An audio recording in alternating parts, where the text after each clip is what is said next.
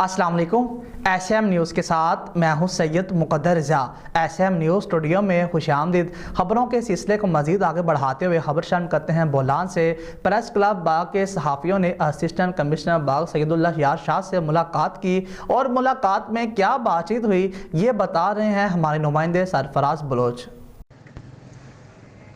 जी बिल्कुल, press club बाग के सहाफ़ियों ने असिस्टेंट कमिश्नर बाग सैयद अलायार शाह से मुलाकात की। दौरान मुलाकात असिस्टेंट कमिश्नर बाग सैयद अलायार शाह ने सहाफ़ियों से बातचीत करते हुए कहा कि डिप्टी कमिश्नर शहबाज असगर रिंद की खुसूसी हिदायत पर इलाके में गश्त में इजाफ़ा करके अमन और अमान की सूरत-ए-हाल को पहले से काफ़ी बेहतर कर दिया है और मज़ीद बेहतरी के लिए कोशिशें जारी हैं। किसी को कानून हाथ में लेने की इजाज़त नहीं देंगे और कानून की रट को बरकरार रखेंगे।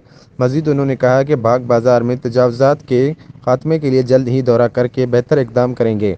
सवाल का जवाब देते हुए कहा कि बाग शहर में पानी के हल के लिए कोशिशें जारी हैं कि जल्द ही शोरान लाइन बहाल हो जाएगी। बसूरत दीगर एमरजेंसी की सूरत में वाटर टैंकरों के ज़रिए वाटर सप्लाई टैंक को भरेंगे ताकि आवाम में पाई जाने वाली बेचैनी ख़त्म हो सके।